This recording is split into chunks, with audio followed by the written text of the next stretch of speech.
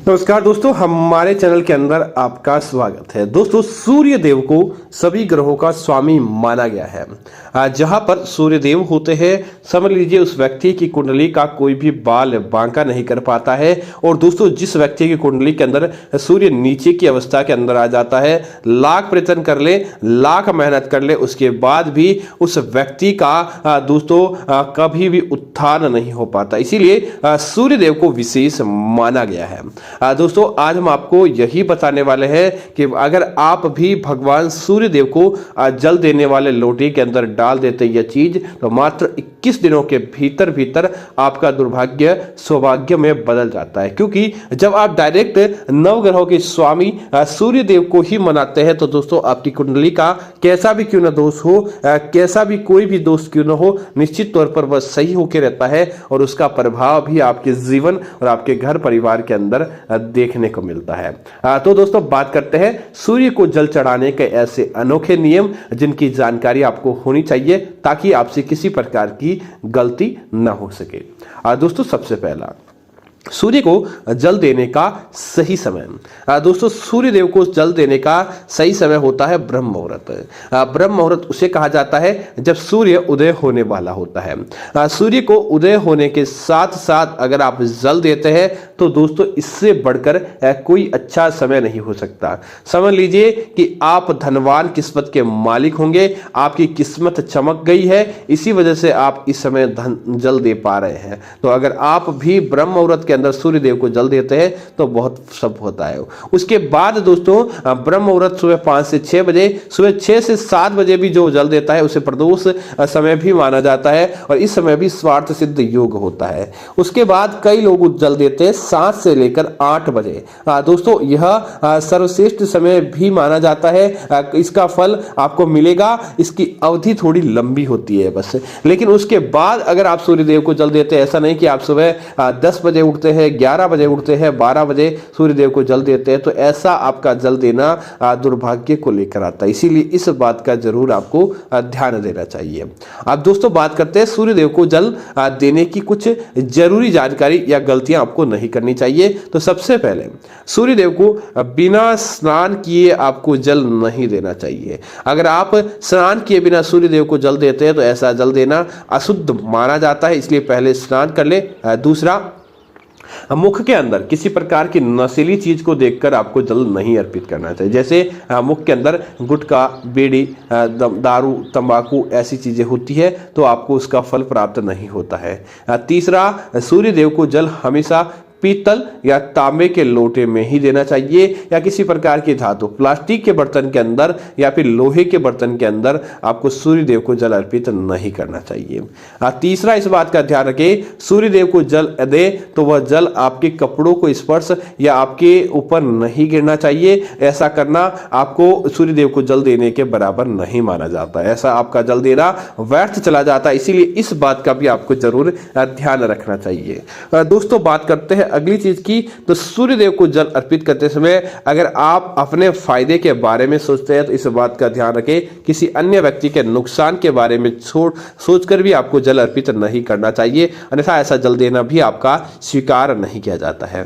आप देखो, सूर्य देव को जल देने का तरीके की बात करें तो क्या करें, स्नान आदि करने के बाद आप सूती वस्त्र धारण करें और आप सूर्य देव के समक्ष खड़े हो जाएं।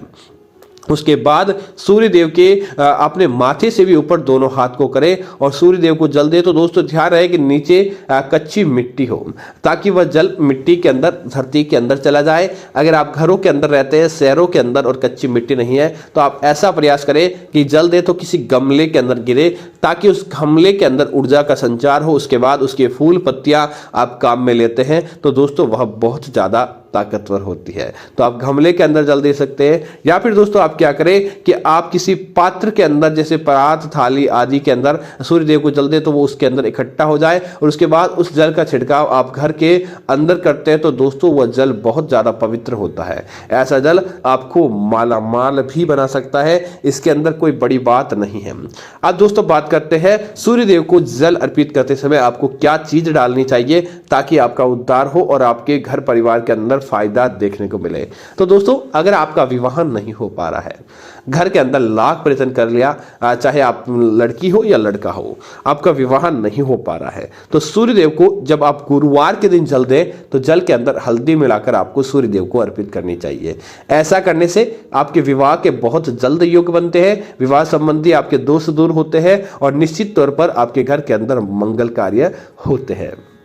दोस्तों, अगर आपको धन प्राप्ति की मनोकामना है, लाख प्रयत्न कर लिया, उसके बाद भी सदैव धन की कामना आपकी बनी रहती है, यह इच्छा आपकी कभी पूरी नहीं हो पाती, तो क्या करें? सूर्यदेव को जल अर्पित करने वाले लोटे के अंदर आप लाल पुष्प की पत्तियां मिला दें और थोड़ी सी साबुत चावल आपको मिला देना चाहिए। चाहे आप लाल गुलाब की पत्तियां मिलाएं, लाल पुष्प कोई भी हो, आप उसकी पत्ती डाल दें, उसके साथ ही सफेद चावल डाल दें और चावल इस बात का ध्यान रखें खंडित नहीं हो। अब आप सूर्यदेव को जल अर्पित करते हैं तो दोस्तों समझ लीजिए, दिन दूनी रात चौगुनी गति से आपको फायदा प्राप्त होता है। आपका दुर्भाग्य सौभाग्य के अंदर बदल जाता है, धन प्राप्ति के आपके मार्ग प्रशस्त होने लगते हैं। दोस्तों, अगर आप बच्चे हैं, आप चाहते हैं कि आपके बच्चे बिगड़ेल ना हो, आपके बच्चा आपके कहने वाले हो और आपके संतान का भविष्य उज्जवल हो, तो आप सूर्यदेव को जल अर्पित करने वाले लोटे के अंदर आप काले तिल डालकर जल दें। काले तिल शनिदेव को प्रसन्न करते हैं और शनि ग्रह को मजबूत रखते हैं,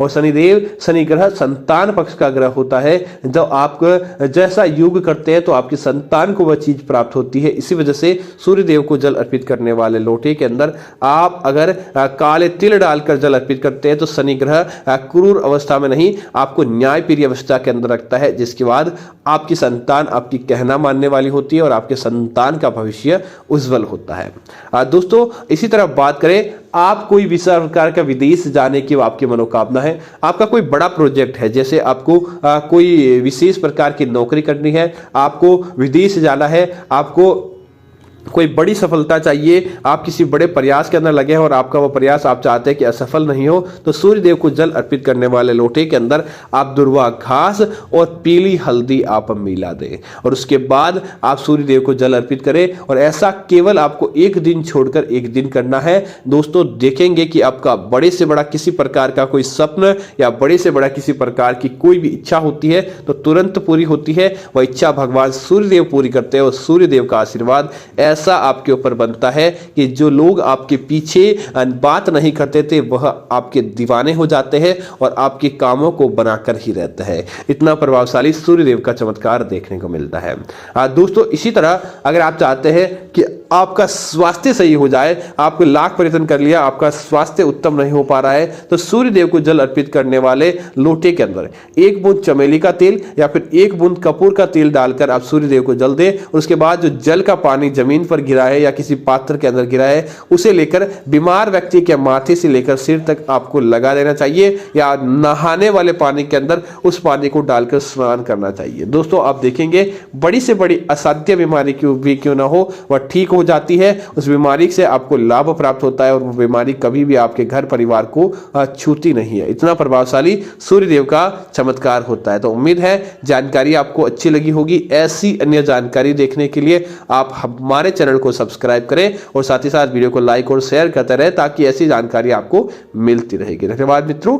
जय श्री राम मित्रों।